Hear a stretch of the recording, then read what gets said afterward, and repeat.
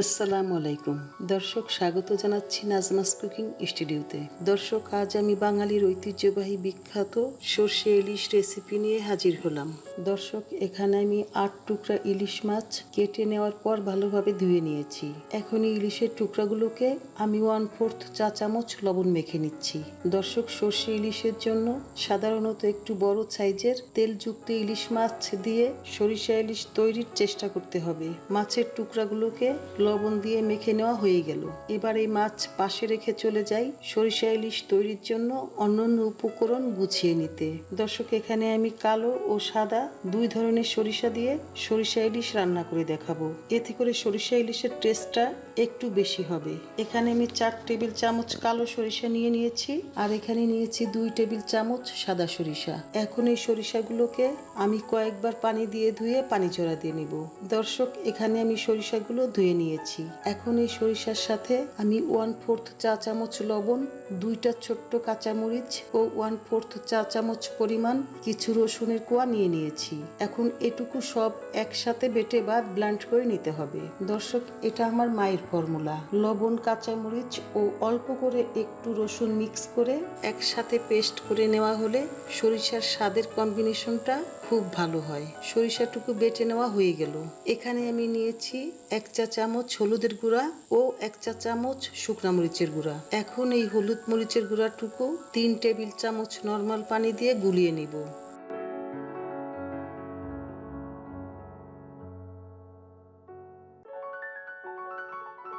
এখানে নিয়েছি 3 টেবিল চামচ পেঁয়াজ বাটা ও 1.5 চা চামচ জিরা বাটা। দর্শক, আমি সরিষা ইলিশে সব বাটা মশলা ব্যবহার করব।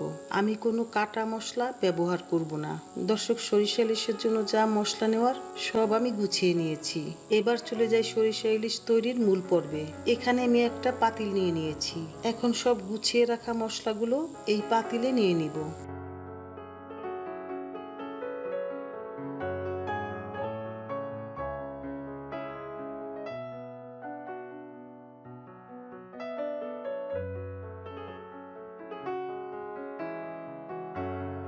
সরিষা বাটা সহ সব মশলা নিয়ে নেওয়া হয়ে গেল।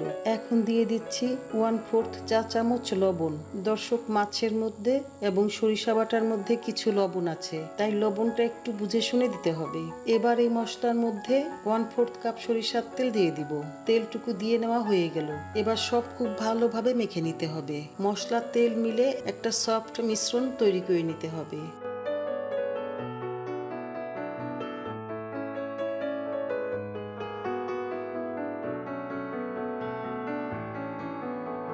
মশলা তেল খুব ভালোভাবে মিক্স করে নেওয়া হয়ে গেল। এবার এই মশলার মধ্যে লবণ মাখা ইলিশ মাছের টুকরোগুলো দিয়ে ভালোভাবে মেখে নিতে হবে।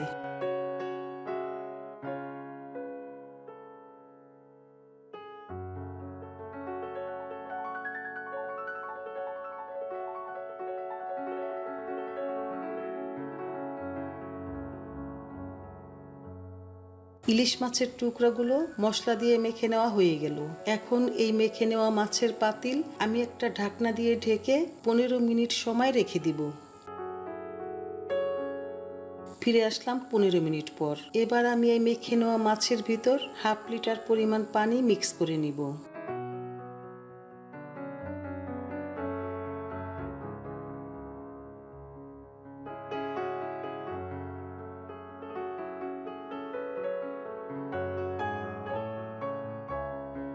মাছের মধ্যে পানিটুকু মিক্স করে নেওয়া হয়ে গেল।